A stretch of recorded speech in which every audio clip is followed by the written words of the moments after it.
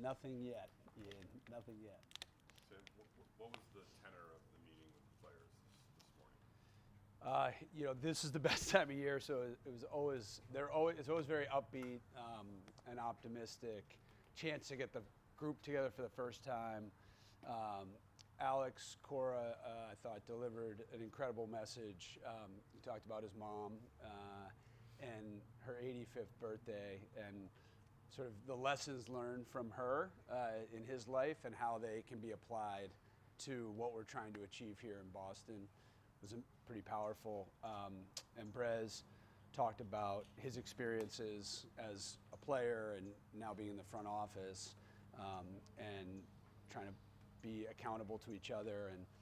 And then Tech was our closer and talked about how important the privilege of putting on a Red Sox uniform is and playing for what's on the front of the uniform versus what's on the back. So great morning, I think especially for the new guys. Did you speak to the team? For about 4.5 seconds.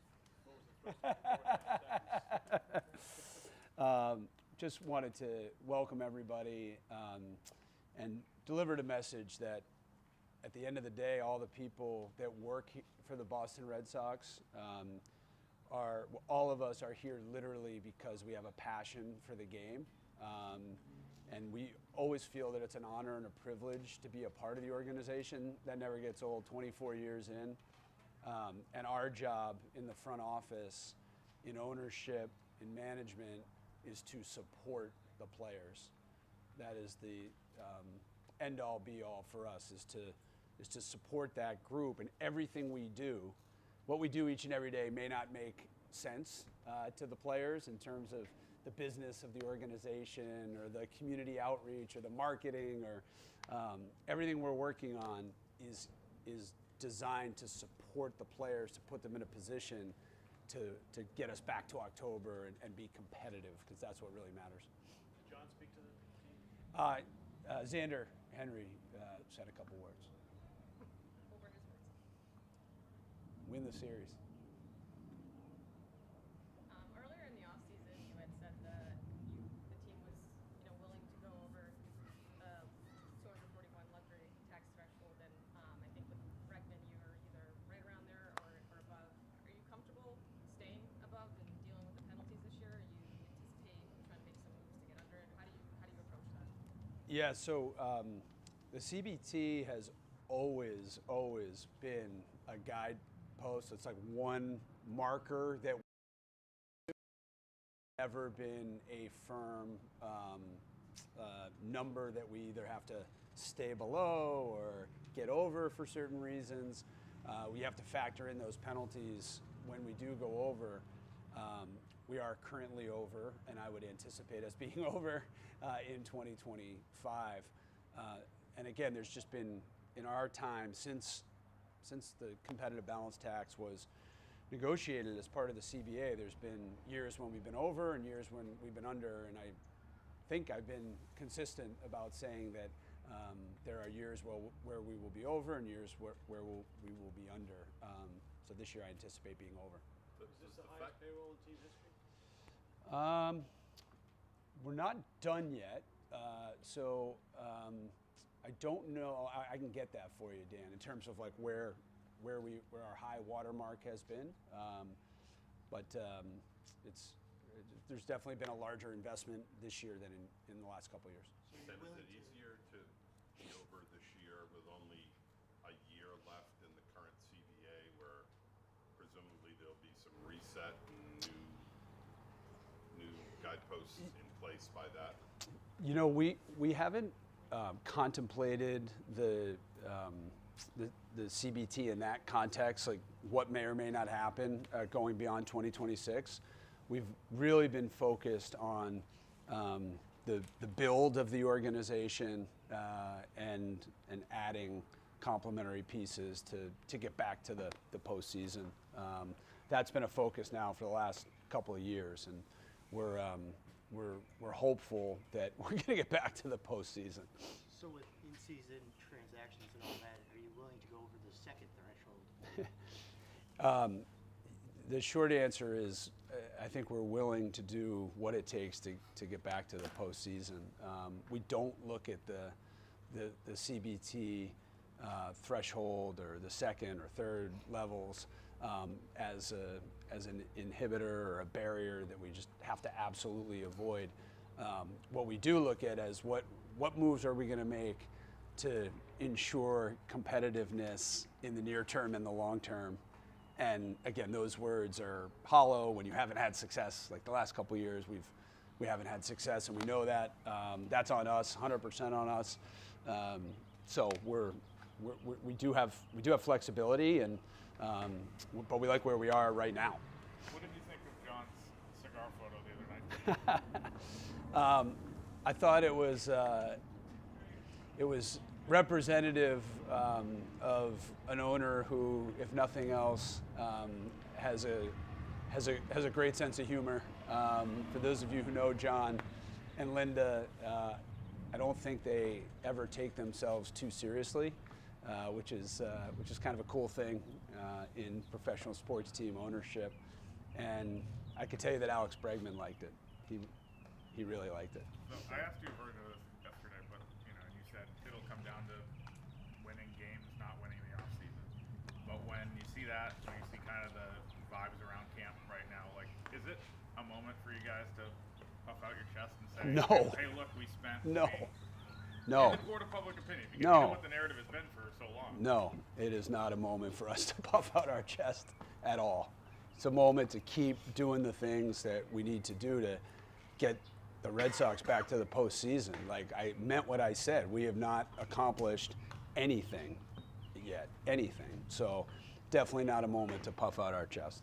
Boris said yesterday that he sensed a different tone from ownership when he talked to him in the offseason. Do you understand why he said that?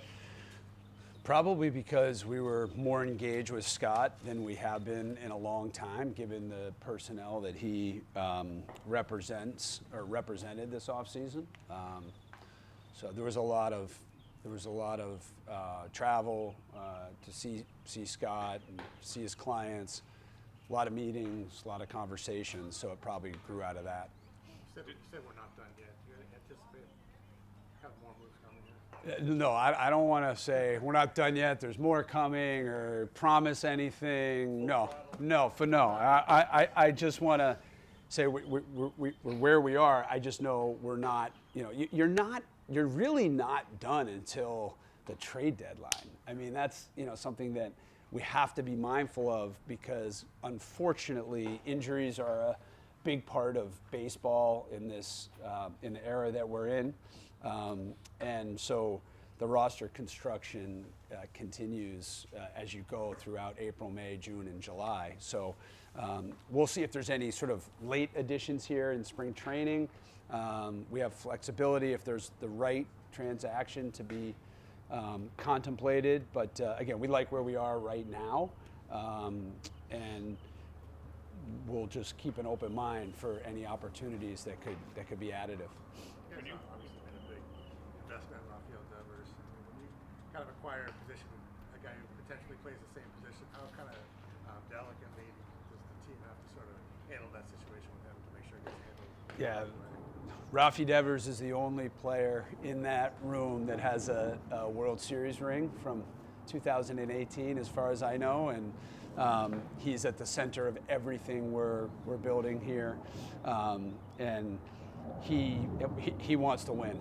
I mean, I know that he wants to win. So we're all every one of us is gonna play our small part in contributing to that goal and that effort. Sam, when you talked about all the travel, all the negotiations with Scott, high-level players engaging in that market. You have the big press conference here yesterday. At least do you take satisfaction in feeling like the Red Sox are the Red Sox again, and like having those kind of landmark moments that you're playing at the top end of that market? Well, yesterday was a great day for the Red Sox because somehow we got Scott Boras to put on a Red Sox hat. That was unique. Chris, I don't think the Red Sox have ever stopped being the Red Sox. I mean, our fans have never stopped supporting us. What makes it so great here is that the entire fan base wants action in the off season. The hot stove season is as intense as in season. So it's been a difficult couple years since the fall of 2021. And we take that responsibility very seriously. We have not delivered in 22, 23, and 24.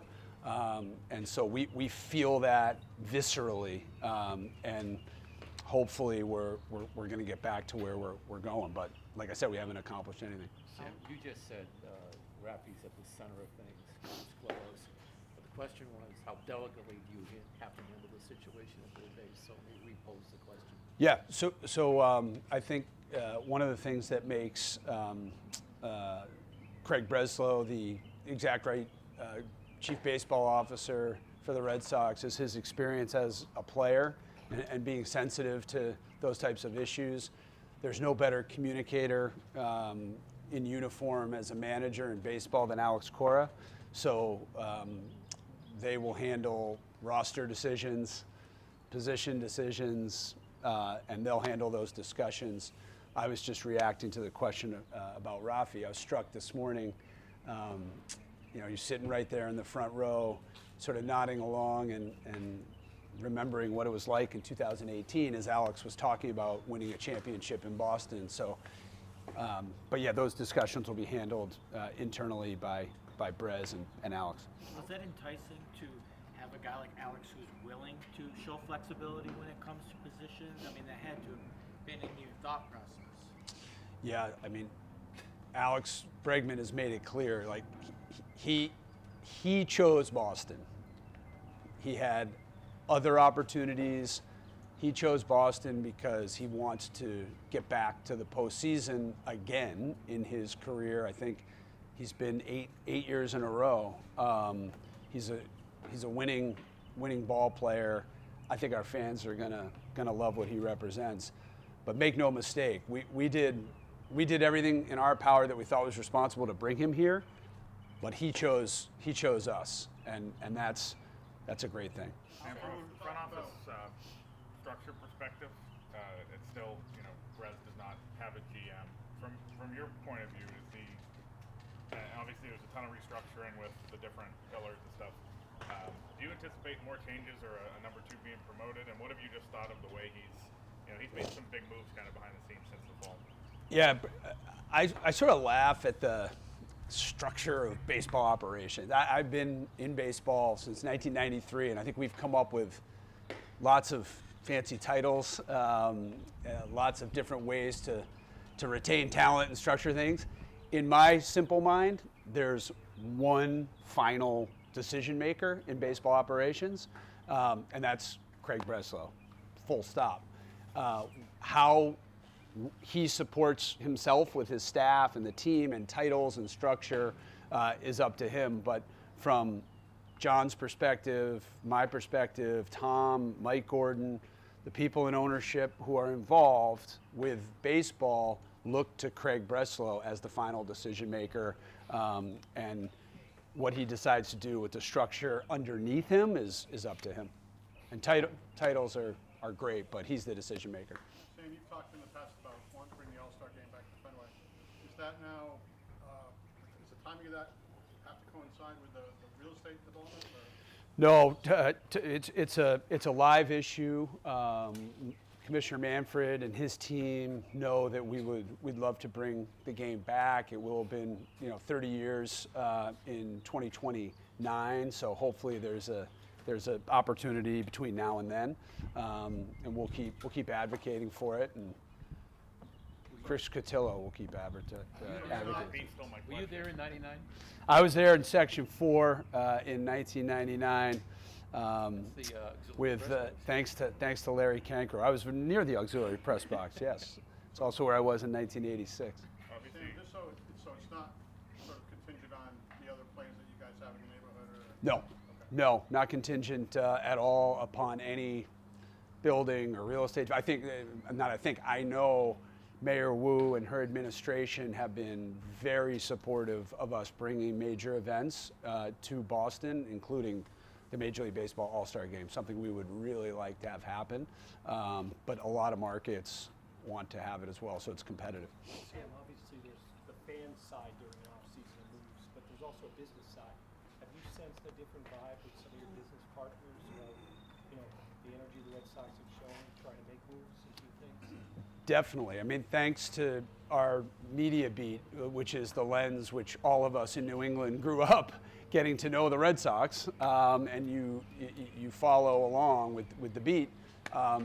There's been an enthusiasm and excitement around this offseason, which is reflective in the fan base and interest in the team. But I'll tell you, the last couple years have been extraordinary when we've had a 500 team or worse, and our fans are there night in and night out is great. But we have seen a spike the last couple of days. Sam, along those lines, though, you mentioned the fan interest and the payroll the past few years, but I think even you have said there haven't been as many sellouts as previous years, and obviously that has a lot to do with the team. But was part of signing Bregman and kind of going more all in this year, an effort to give the fans something to kind of come back for? I think what our fans care about more than anything at the end of the day is a team that wins the division or wins a wild card and goes deep in the postseason. We've had, in 24 years, we've seen different Red Sox teams that have been constructed in different ways. Some with sort of like low-key off seasons that have gotten to the postseason, some big splashy signings in the offseason that has got us there.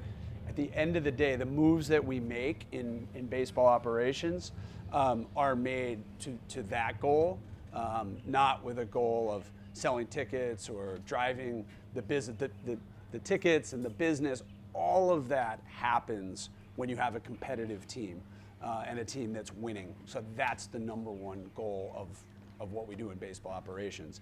Yes, bringing in winning championship caliber, Hall of Fame caliber players is a contributing factor to that. But the goal and the focus is, all right, how are we going to win 90 plus, 95 games, get into the postseason, and be competitive?